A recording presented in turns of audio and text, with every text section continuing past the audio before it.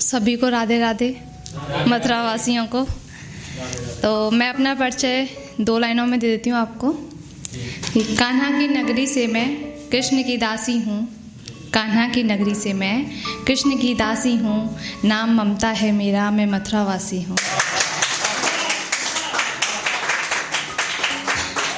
शुक्रिया शुक्रिया। अपनी कास्ट भी बता देती हूँ, वो भी 2 लाइनों में कि हवाओं से रवानी, घटाओं से पानी, ये आवाज़ कहाँ से आ रही है जानी पहचानी। हवाओं से रवानी, घटाओं से पानी, ये आवाज़ कहाँ से आ रही है जानी पहचानी। और हमारा मुकाबला तुम क्या ही करोगे जनाब, कि हमारा मुकाबला तुम क्या ही करोगे जनाब। एक तो हम राठौर और वो भी खानदानी। शुक्रिया शुक्रिया आप सबकी मोहब्बत के लिए। एक शेर लिखा था कि कलम की तकरार हम लफ्ज़ों से करने लगे हैं। कलम की तकरार हम लफ्ज़ों से करने लगे हैं। आजकल हम खुद से डरने लगे हैं। और कहीं लिख ना जाएं तेरी बातें अनजाने में, कहीं लिख ना जाएं तेरी बातें अनजाने में। हम खुद से ये आजकल फरेब करने लगे हैं। शुक्रिया।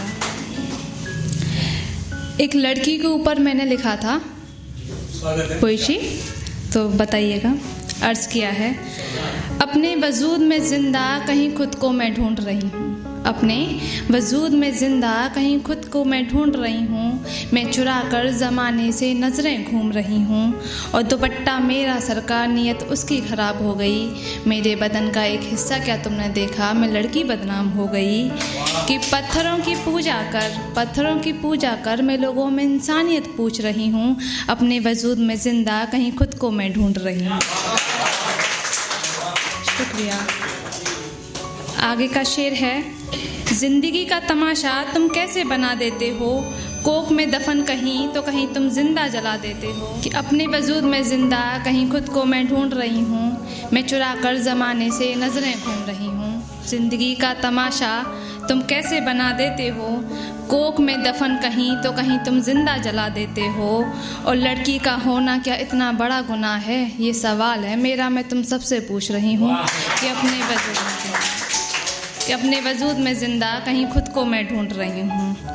क्यों एक लड़की कोक में दफन और ज़िंदा जलाई जाती है। क्यों एक लड़की कोक में दफन और ज़िंदा जलाई जाती है। क्यों सुनसान सड़कों पर निर्भया बनाई जाती है। और समाज के तानों से मैं हर दिन हर पल जूझ रही हूँ। कि अपने वजूद में ज़िंदा कहीं खुद को मैं ढूंढ रही हूँ। शुक्रिया। कि क्यों वो घूंघट की ओढ़ में समाज से छुपाई जाती है। क्यों वो दहेज के नाम पर आग में जलाई जाती है। एक लड़की कभी बहू, कभी बेटी तो कभी निर्भया रह जाती है। मैं अपनी गलती को आखिर खुद में ही ढूंढ रही हूँ। कि अपने वजूद में ज़िंदा मैं खुद को ढूंढ रही हूँ।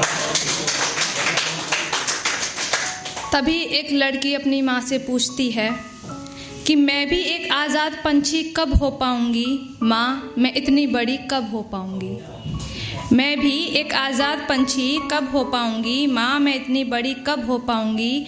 पापा कहाँ कहाँ जाते हैं, मैं घर से बाहर कब निकल पाऊँगी। कि माँ, मैं इतनी बड़ी कब हो पाऊँगी। इतने पर माँ चुप करवाती और कहती है कि चुप हो जा बेटी, यहाँ दीवालों के भी कान होते हैं। तेरी मीठी सी आवाज़ सुनी लोग हैवान होते हैं। और कभी कोक में मरती तो कभी स्टोव से जल जाती है। इसीलिए हर एक लड़की कभी ना कभी निर्भया बन जाती है। अपनों के डर से क्यों मैं छुपकर लिख रही हूँ। अपने सपनों को बंद कमरे में रख रही हूँ। लोग और समाज क्या कहेंगे, इन बातों में घूम रही हूँ। कि अपने वजूद में ज़िंदा कहीं खुद को मैं ढूंढ रही हूँ। शुक्रिया। दूसरा बोलने में कि हमारा नाम लेके कोई हमें बदनाम कर रहा है। हमारा नाम लेके कोई हमें बदनाम कर रहा है।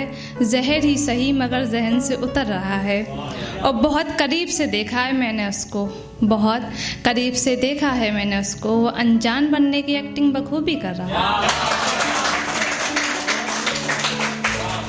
वो अनजान बनने की एक्टिंग बखूबी कर रहा है।